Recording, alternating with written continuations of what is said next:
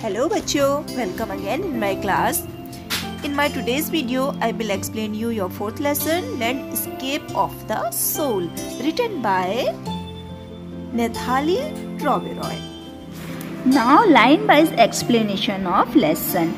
A wonderful old tale is about the painter Bu Daoji.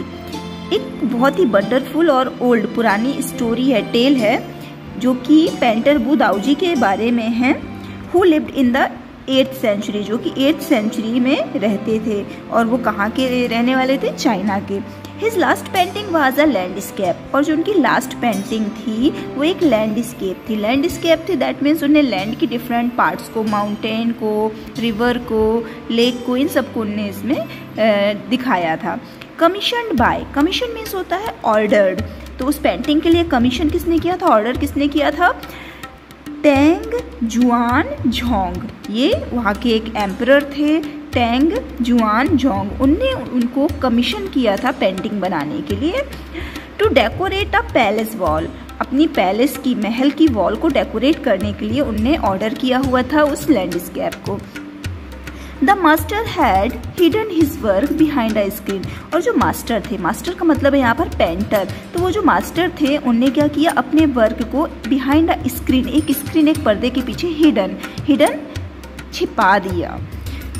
So only the emperor would see, और उनने क्यों ऐसा किया? So that the only emperor would see, जिससे कि सिर्फ एम्परर ही उसे देख सके। फॉर अ लॉन्ग वाइल, जब एम्परर ने उसको देखा तो फॉर अ लॉन्ग वाइल, काफ़ी देर तक the emperor admire the wonderful scene, emperor ने उस पेंटिंग में, उस लैंडस्केप में जो भी वंडरफुल सीन थे उसे एम्परर ने एडमायर किया, दैट मीन्स प्रेज किया, उसकी तारीफ की। डिस्कवरिंग फॉरेस्ट, उसमें जो फॉरेस्ट थे उनको उसने देखा, हाई माउंटेन्स को देखा, वाटरफॉल्स को देखा, क्लाउड्स को देखा, floating in an immense sky, और वो ऐसे क्लाउड थे जो कि इमेंस, जो एकदम लार्ज स्काई था उसमें फ्लोटिंग कर रहे थे, तैर रहे थे। मैन ऑन हिली पर्थ्स, पहाड़ी रास्तों पर लोग थे। बर्ड्स इन फ्लाइट्स, पक्षी थे जो उड़ रहे थे।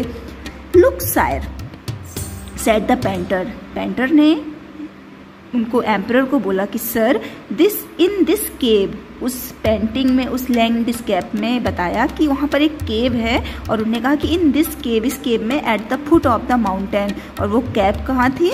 Foot of the mountain, mountain के फुट पर, जो वहाँ पे जो माउंटेन था उसके पैरों के पास, मीन्स उसके बेस पर, उसके नीचे।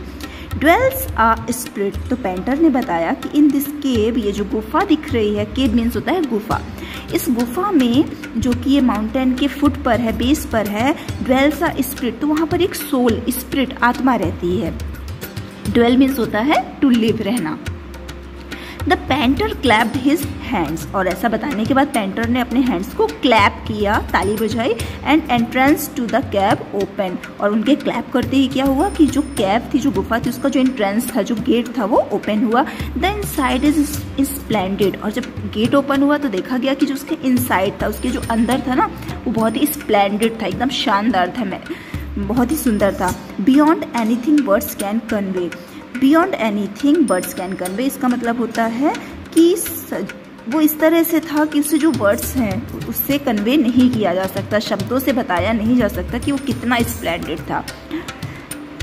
Please let me show your majesty the way, इसके बाद पेंटर ने कहा कि प्लीज़ लेट मी शो, मुझे दिखाने दीजिए, द वे, रास्ता, मुझे अब रास्ता दिखाने दीजिए।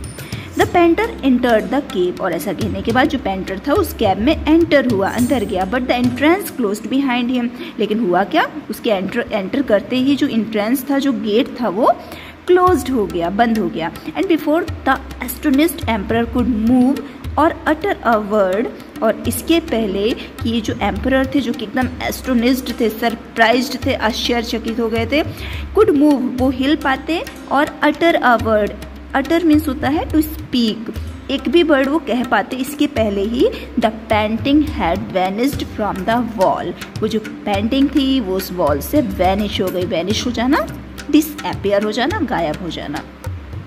नॉट अ ट्रेस ऑफ बू दाऊजी ब्रश वाज लेफ्ट, बू दाऊजी के ब्रश का कोई भी ट्रेश, निशान, चिन्ह, साइन was left, बाकी नहीं था. And the artist was never seen again in this world. और ये जो आर्टिस्ट था, जो बु दाऊजी थे, उसके बाद वो कभी भी इस वर्ल्ड में दोबारा दिखाई नहीं दिए. Such stories played an important part in China's classical education.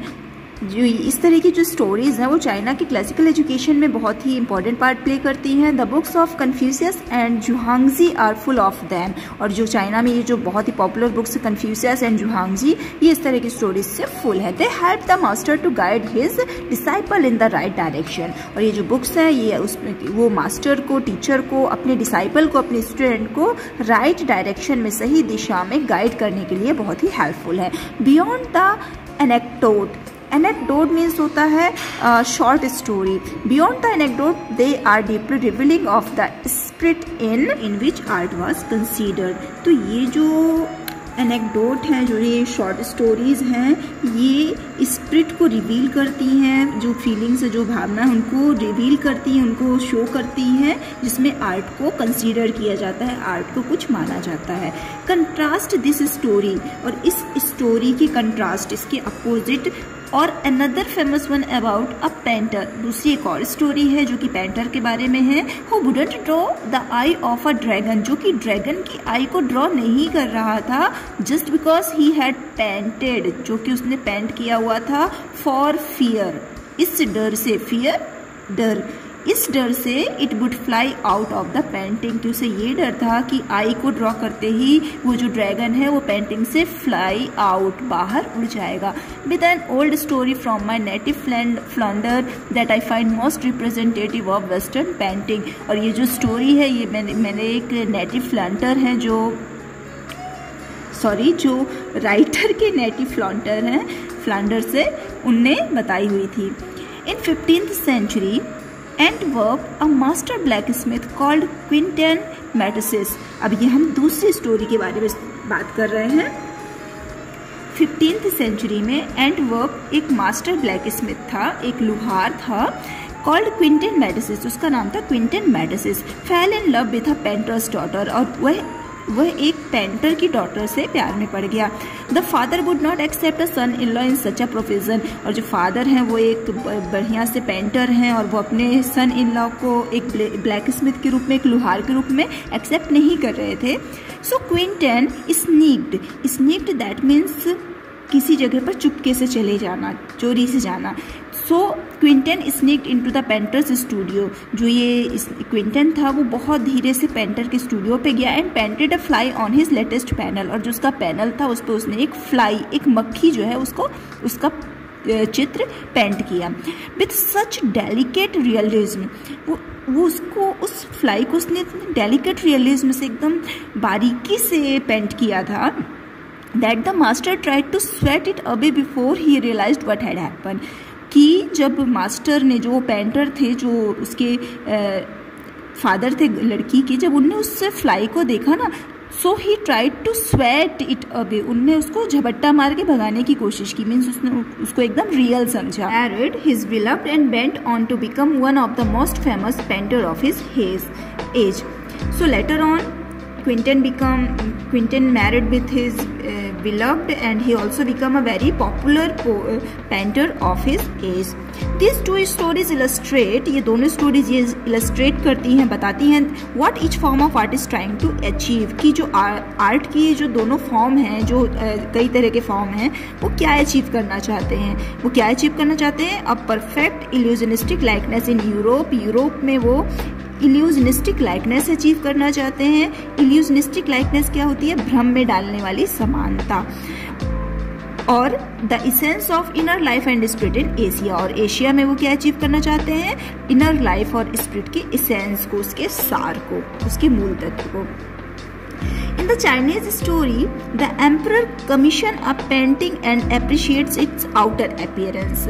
अब यहाँ पर जो ऑथर हैं उनने स्टोरी को एनालाइज किया है कि जो चाइनीज स्टोरी जो फर्स्ट में बताई गई थी बु दाऊजी के बारे में, तो उसमें जो एम्परर था उसने पेंटर को कमीशन किया, उसको ऑर्डर दिया पेंटिंग के लिए और उसके आउटर अपीयरेंस को, जो उसके बाहर का जो दिखावा था, उसने उसको अप्रिशिएट भी किया, उसकी बहुत तारीफ भी की। But the artist reveals to him the true meaning of his work, लेकिन उसके वर्क की जो ट्रू मीनिंग थी, जो वास्तविक मीनिंग थी, वो उस आर्टिस्ट ने रिवील की, उस कलाकार ने ही व्यक्त की। The emperor may rule over the territory he has conquered, ये इस बात को शो करता है कि जो एम्परर है, जो राजा है, जो किंग है, वो रूल कर सकता है उस टेरिटरी पर, उस क्षेत्र पर, उस फील्ड पर जो उसने कंक्वेयर किया है, जिसको उसने जीता हुआ है। But only the artist knows the way within, लेकिन उसके अंदर जाने का जो वे है, जो रास्ता है, वो कौन बता सकता है? आर्टिस्ट बता सकता है। Let me show the way the Dao, a word that means, ये जो दाऊजी थे उनने ये वर्ड यूज किया था ना, लेट मी शो द वे, मुझे रास्ता दिखाने दीजिए। तो वो ये बताता है कि किसी भी टेरिटरी को कंक्वेयर करके किंग उस पर रूल तो कर सकता है, लेकिन उसके अंदर जाने का रास्ता जो है वो कोई आर्टिस्ट ही बता सकता है। Let me show the way the Dao, a word that means both the path और द मेथड। दाओ ने ये जो सेंटेंस कहा था, लेट मी शो द वे, ये जो है ये दोनों चीज़ों को बताता है। ये जो है पथ भी बताता है और मेथड भी बताता है। और mysterious work of the universe, universe में जो भी मिस्टीरियस वर्क है, जो रहस्यमयी काम होते हैं, ये उन्हें भी बताता है। The painting is gone, painting जो है वो जा चुकी है। But the artist has reached his goal, लेकिन आर्टिस्ट ने, कलाकार ने अपने गोल को, अपने लक्ष्य को अचीव कर लिया है बियॉन्ड एनी मटेरियल अपीयरेंस। और जो ये जो उसका गोल है वो मटेरियल अपीयरेंस से बियॉन्ड, परे है, मतलब जो पदार्थवाद है उससे ये हटकर है। ये क्या है? स्पिरिचुअल है। A classical Chinese landscape is not meant to reproduce an actual view as would a Western figurative painting. जो क्लासिकल चाइनीज लैंडस्केप है, जो चाइनीज कलाकृतियाँ हैं, भूदृश्य हैं, वो एक्चुअल व्यू को, जो वास्तविक व्यू है, उसको रिप्रोड्यूस यानी रिपीट नहीं करती हैं, जैसा कि वेस्टर्न पश्चिमी फिगरेटिव पेंटिंग में होता है। ये दोनों में बेसिक अंतर है और ये बहुत इंपॉर्टेंट भी है। आपसे ये क्वेश्चन में पूछा भी जाता है कि चाइनीज और वेस्टर्न लैंडस्केप में क्या डिफरेंसेस हैं। तो जो क्लासिकल चाइनीज लैंडस्केप है, it is not meant to reproduce an actual view, ये एक्चुअल व्यू को रिप्रोड्यूस नहीं करते हैं, जबकि जो वेस्टर्न फिगरेटिव पेंटिंग होती हैं वो ऐसा करती हैं। Whereas in European painter, जो यूरोपियन पेंटर है, वेस्टर्न